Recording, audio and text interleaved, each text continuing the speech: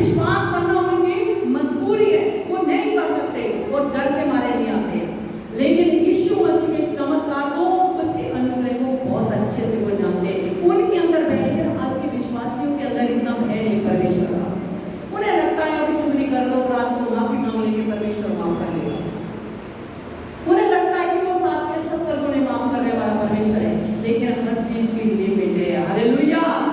गलती से हमसे गलती हो जाए, वो लाखों बार आपको माफ करेगा। जानबूझकर ये समझ के कि आज मैं पाप करूंगा, कल परमेश्वर मुझे माफ करेगा, तो ये भूल से भी मत सोचना। उसकी मर्जी वो माफ करे या ना माफ करे। तो ऐसे इस्राएलियों का बड़ी जयजयकार लगाने लगे कि अब परमेश्वर का वाचा का संदूक हमारे बीच में, अब कल पीछे हमारी होगी। फिलिस्तियों में से लोगों ने कहा, घबराओ नहीं, आगे बढ़ो, अटैक करो, हिम्मत रखो, याद रखो, हम लड़ेंगे।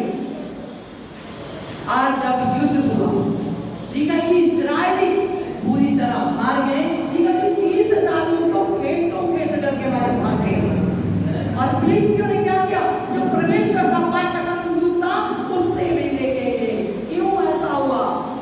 शीलो से जो वाचा का संदूक लाया गया था, एली के पास से लाया गया था, क्यों ऐसा हुआ? आप जानते हैं, परमेश्वर इतना कमजोर नहीं था जो काम न कर सकता या उन्हें विजय न दिला सकता, लेकिन जो वाचा के संदूक के साथ जो लोग आ रहे थे, उनका जीवन प्रभु में सही नहीं था। एली के 2 बेटे दोनों वाचा के संदूक के साथ आए और उनका जीवन सही नहीं था, क्योंकि वो कैसे थे? व्यभिचारी थे। वो स्त्रियों का शोषण करते थे।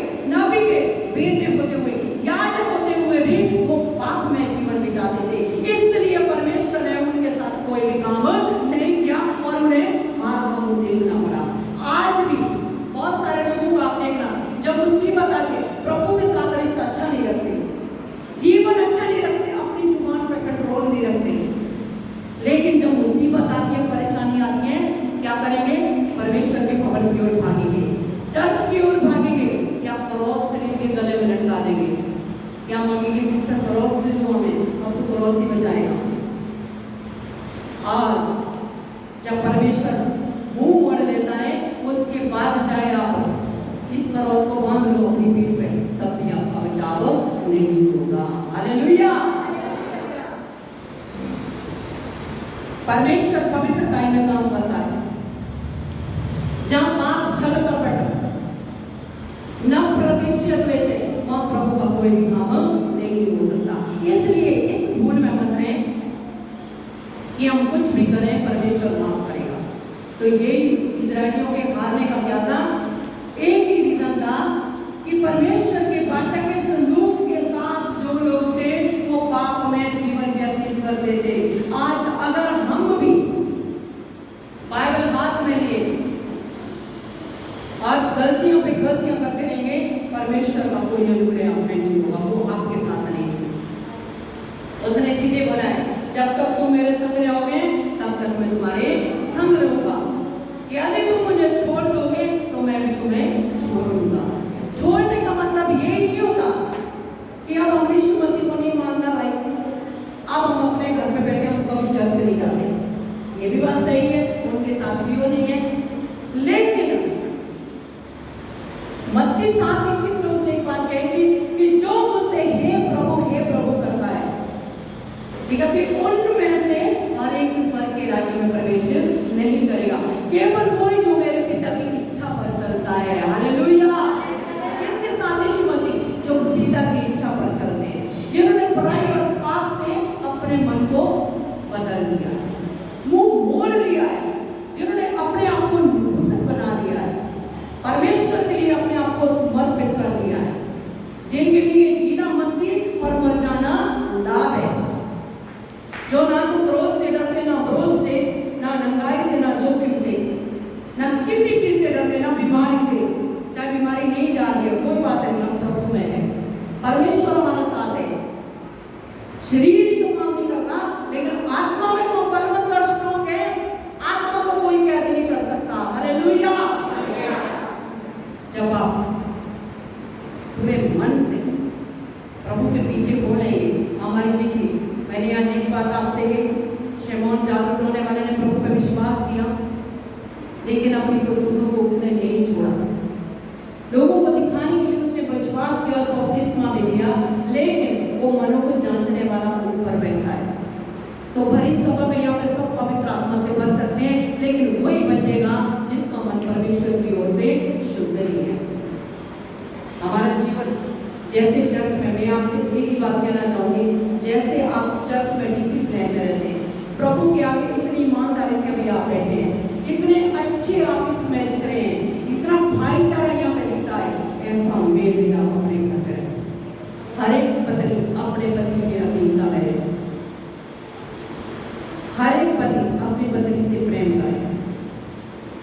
जवान लोग अपनी चाल को प्रभु के वचन से बचाए रखें, परमेश्वर के वचन से अपने आप को पवित्र रखें, अपने बच्चों को शिक्षा दो, निरंतर परमेश्वर के वचन का मनन करें, दुआ करें 2 टाइम, परमेश्वर की इच्छा को जाने, प्रभु के पीछे चलने के लिए परमेश्वर से सामर्थ्य मांगे, संसार और संसारिकता से कैसे बचना उसके लिए हम प्रार्थना करें। जब दाऊद की बेटी को आपको मालूम है उसका बलात्कार हुआ था, क्यों हुआ था? अन्य जाति की लड़कियां उसकी फ्रेंडें थी, उनके पास जाना आना, दोस्ती आना जाना, एक दिन वो देख हुआ। प्रभु ने बोला है अंधकार और ज्योति का कोई भी मेल नहीं है। जब हम अंधकार के साथ दोस्ती करते हैं आप भट्टी में जाओगे, देख लेना आप करके। जब आप अंधकार के साथ, जो लोग प्रभु में विश्वास नहीं करते उन लोगों के साथ आपका उठना बैठना, दिन भर बातें करना, उनकी हाँ में हाँ मिलाना, आप भट्टी में जाओगे। जिस दिन आप उनसे बात करना बंद करोगे, उनकी सुनना बंद करोगे, उस दिन परमेश्वर आपकी बढ़ती करेगा। हालेलुया। मैं ये परमेश्वर का वचन कह रहा, नहीं तो आजमा के देख लो आप। जब तक आप अंधकार के साथ रिश्ता रखोगे कोई ज्योति आप पे नहीं चमकेगी, आप बैठेंगे 10 घंटे। मैं ये नहीं कह रही कि उनसे बातचीत मत करो, रिश्ते मत रखो, उनके पास आओ जाओ मत, शादी में जाओ, बोलो, दुआ सलाम करो, लेकिन फालतू बातें उनसे मत करो। हालेलुया। तेरी कंधे पे हाथ रख के उनके साथ मत निकलो। जब वो आपसे बातें करें, आपके पास परमेश्वर के वचन है, वचन से बात करो। जब आप प्रभु में नहीं, अगर आप 1 घंटा फोन पे बात कर देते, अब आप 5 मिनट में निपटा दो, डिपेंड आपके ऊपर है। हालेलुया। अगर आप प्रभु से आशीष पाना चाहते हैं, प्रभु के वचन को फॉलो करो। अगर आप चाहते हैं आप चंगाई पाएं, प्रभु के पीछे चलो। चूना फिरी हुई पीठ के समान मत बनो कि बाहर से हम विश्वासी दिखे और अंदर से हम नहीं बदलेंगे। हमें पहले अंदर से बदलना है, बाहर से परमेश्वर आपको अपने आप बदलेगा। हालेलुया। आपका लंगापन, बहरापन, अंधापन वो अपने आप दूर करेगा। जब आप आत्मा में स्ट्रॉन्ग बनोगे, जब आप आत्मा में स्ट्रॉन्ग बनोगे, पूरी तरह अंदर से बदलोगे, शरीर तो अपने आप चंगा हो जाएगा। हालेलुया। इसलिए शरीर की चिंता ना करें।